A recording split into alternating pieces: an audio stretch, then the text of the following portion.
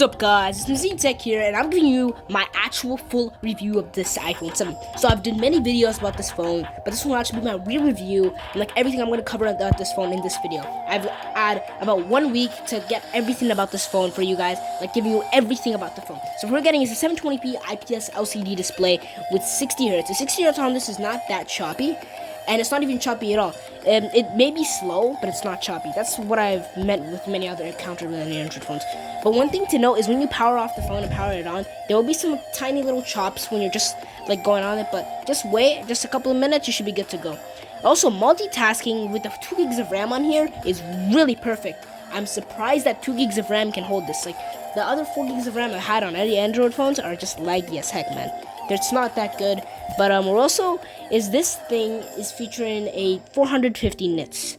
The 450 nits is not really viewable at doors that much, but I mean it's fine, kind of mediocre. But the 720p display kind of gives it that kind of thing. I did put this out and compared it to other Android phones. So this one's not as good as the other Android phones. They're getting a 1440p display with about maybe 1000 nits of brightness. This one only is 450, kind of mediocre up to that point, but it's fine because this thing is aluminum build with this thing and has 12 megapixel camera with lightning charging. Like I said, the brightness is just a bit lower on the iPhone with the Android, and the camera is a 12 megapixel camera. The 12 megapixel camera is not that bad, to be honest. It's really good for most people. Another thing I'm going to tell you is about the 12 megapixel camera. Just be careful when you're doing it, because the shutter lag isn't that much, but the shutter lag is actually viewable. Just note that.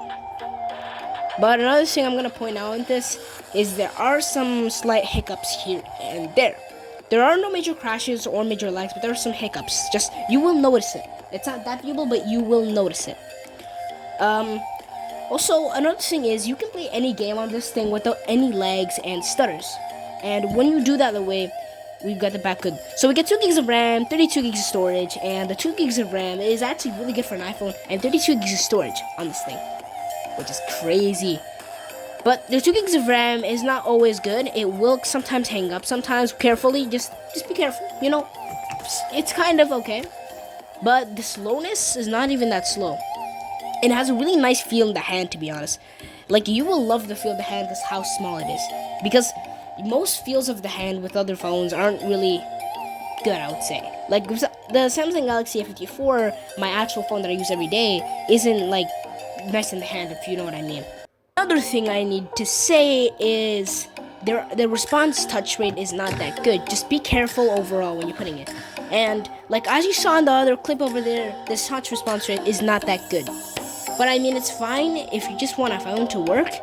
But also another thing is it has iOS 15. It can't update more than iOS 15. I mean, it actually gets all the stuff that a normal iPhone like 15 would get. It's just a bit slower, a bit choppier, and a bit smaller, and not a good camera. Everything is lower there. And a game and test for you real quick here. So the thing was only going up to 30 frames per second, so it's not the best. But I mean, it's actually okay. When I was playing Subway Surfers on this, there were no frame drops. It was really smooth. It was really nice too. But the 60Hz made it feel a bit slow and just not really good, pleasant experience. But every game here will play, like Asphalt 9, Call of Duty, PUBG Mobile. Every game will work on here like anything. It's fine because you won't have any delays or anything like that. The touch response rate is kind of like a big fatal flaw for me. Like, I want a touch response rate to be good, because I've had many other phones that don't have a good touch response rate. I absolutely hated it. But you know, it's fine, because for games, just put your hand, keep it on it, just don't move it. The touch response rate will be fine. But if you keep it out just a second, it will not be good.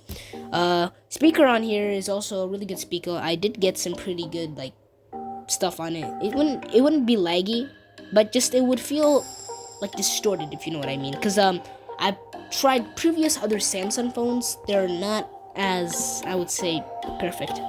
But if you enjoyed this video, make sure you like, subscribe, and comment. Don't forget to hit that bell notification to get notified anytime I post a video. See you next one, guys. That's my full review of the iPhone 7. Bye, guys.